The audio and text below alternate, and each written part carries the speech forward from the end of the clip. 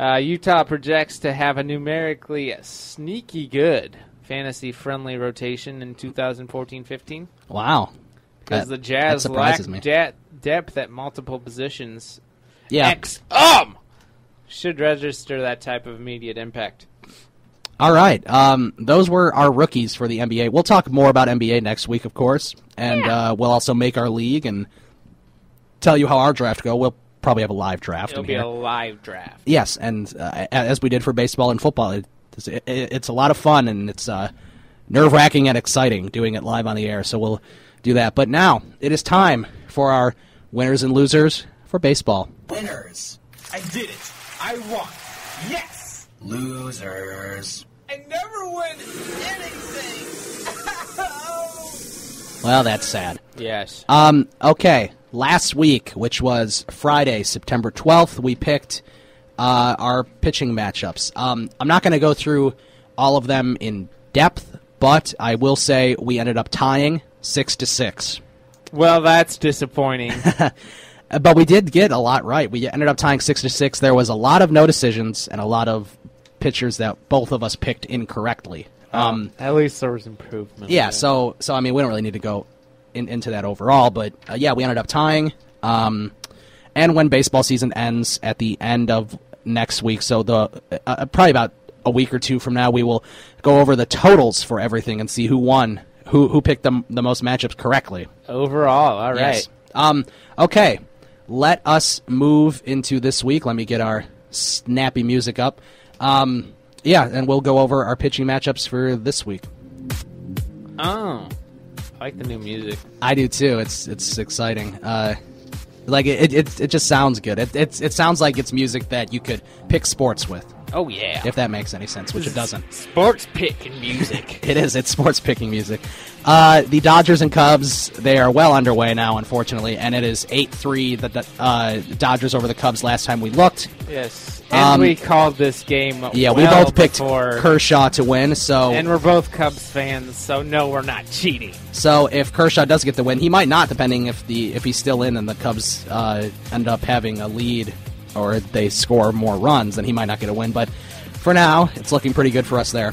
Okay, Boston and Baltimore. We got Webster versus Kevin Gausman, and Webster's been pretty good this year, 4-3. Gausman 7-7. That's hard. And Baltimore has clinched the AL East, so I'm not saying they're not going to be trying hard, but it'll definitely be easier for Boston to beat them. The thing that gets me with this one is the ERA. Gausman's at a 3.57, and Webster's at a 6.02. So, yeah, I'm going to go with the ERA, Gausman. All right, you're going to go Gausman. I'm going to go Gausman as well. I don't think Baltimore's going to be resting their players that much, especially against Boston. We got Milwaukee and Pittsburgh. This is a huge series. If the Brewers end up sweeping, they'll be tied with Pittsburgh, and they'll be a couple games back of a wild card spot. But if the Pirates win, then they would pretty much set themselves up for a wild card spot playing San Francisco. Who do you think's going to win? It's Giovanni Gallardo versus Jeff Locke.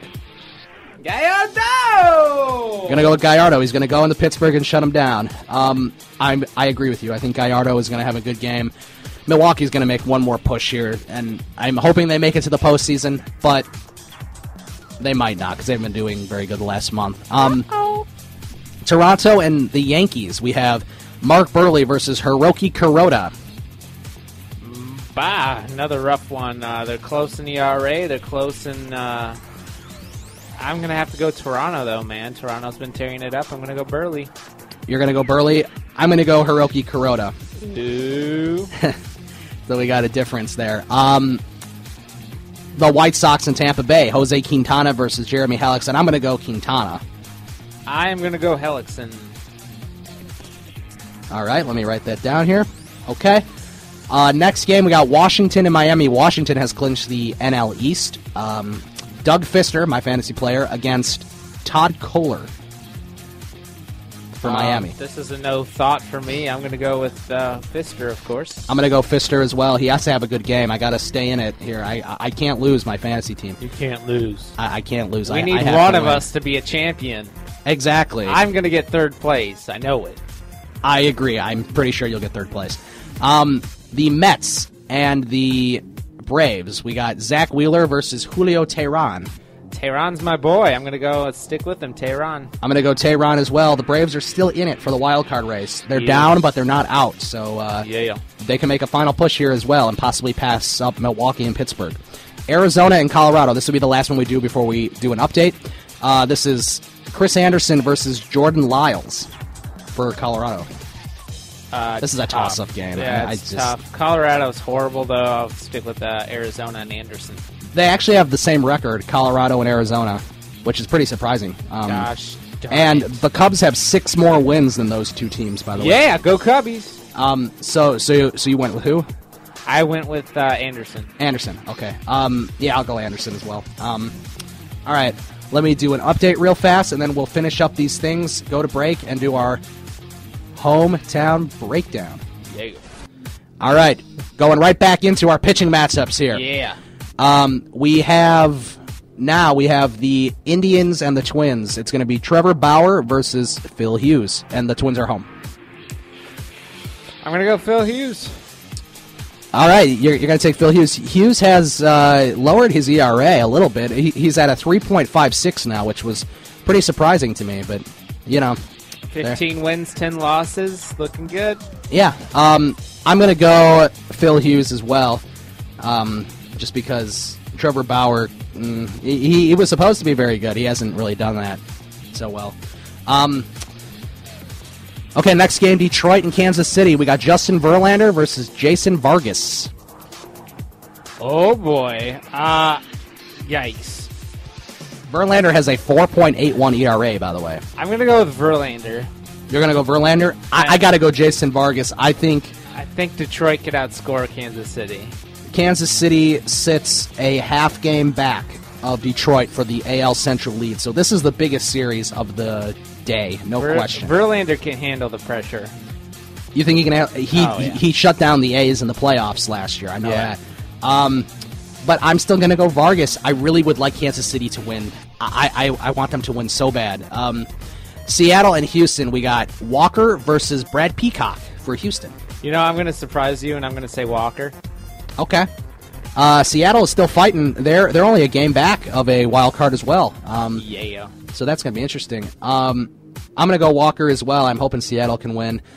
I always like these tight races when they come down to towards the end of the season. It's always really exciting. You're listening to Fantasy Fanatics on SportsTownChicago.com. I'm Andrew Freeman with my co-host Ryan Stuprich, and we're going on our pitching matchups right now. We've got 4 more games to do. Cincinnati and St. Louis. You got Holmberg, who is 1-1 with a 6.00 ERA. He's for Cincinnati. He must be a call-up against John Lackey, who is 13-9 with a 3.97. St. Louis has been rolling lately, unfortunately. I'm going to keep the train rolling and go ahead and say St. Louis wins it with Lackey. I'm going to say that, too. Cincinnati's been really bad. Cubs swept Cincinnati earlier this week, so that just tells you how bad the Reds have been doing lately. Philadelphia and Oakland. You got Buchanan for the Phillies. I've never heard of this guy. Against John Lester. It's hard to pick against John Lester. It really is, so I'm not going to. Lester. I'm going to take Lester as well.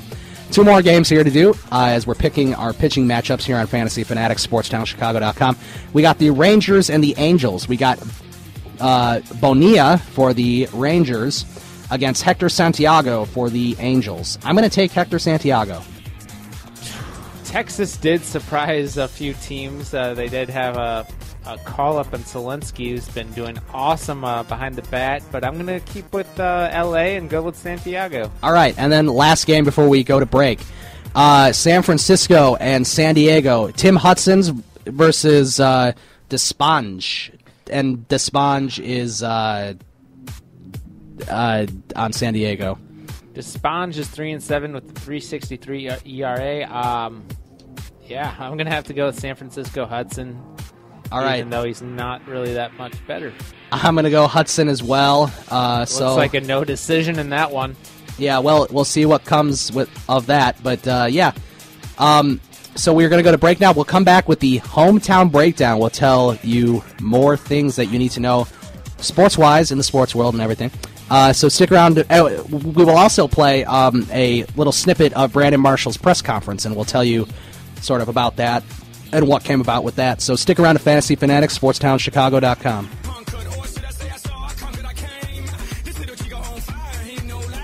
Okay, welcome back to Fantasy Fanatics on SportsTownChicago.com. I'm Ryan Stuprich. I'm Andrew Freeman. You can follow us on Twitter at Ryan Stuprich. You can follow me at Freeman Radio. And also give Ryan Risky a follow at rrisky16. We will, right now for you, we are going to play the Brandon Marshall. It's only about 15 seconds. We cut it down. We cut it down. The actual press conference was like 36 minutes. 36 minutes? Yeah.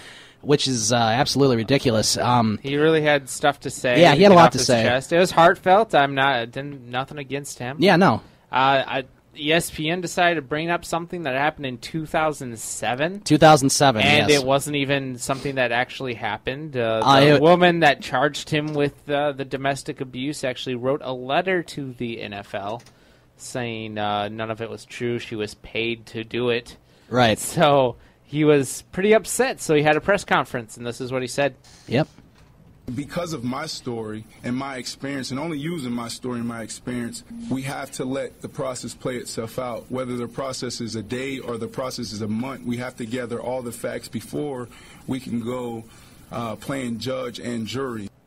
And like he's saying, judge and jury, everybody is outraged by this, and the police and the people that are in charge of investigating this haven't even, he's not been tried. He's not found guilty. It's innocent before guilty. Right. Everyone is innocent before they are proven guilty, and they have a right to a fair and speedy trial, so the people just need to settle down, is what he's saying. Yeah, and I was talking about this on the Hoppy and Super Rich show yesterday, and we were talking about sort of why ESPN even brought this up with all the controversy with all the other NFL players. And now they're digging into deeper histories, and they got this story about Brandon Marshall. And Brandon Marshall has an actual, problem. He has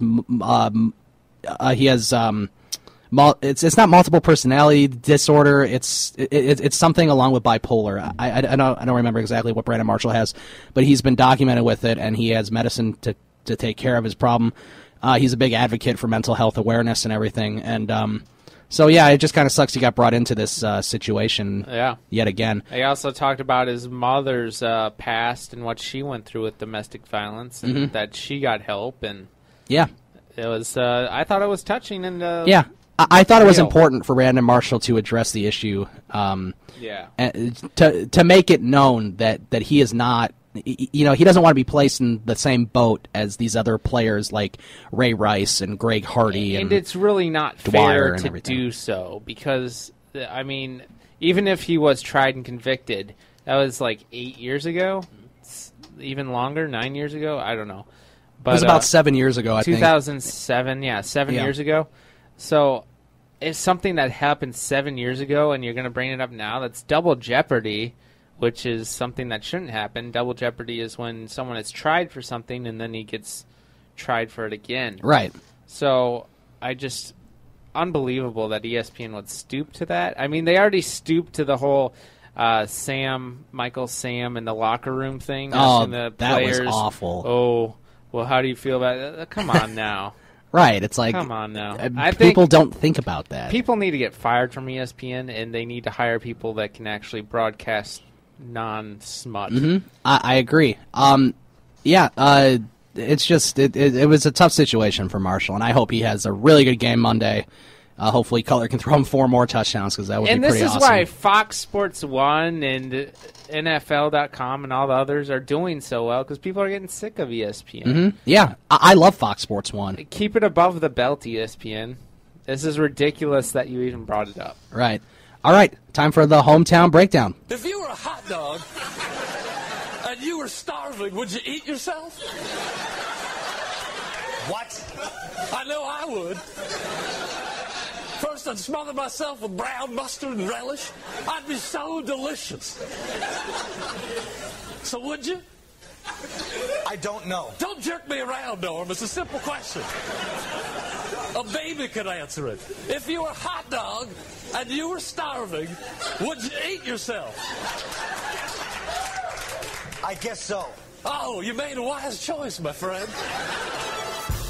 It's the Hometown Breakdown. Chicago Cubs, Sox, Bears, and Bulls.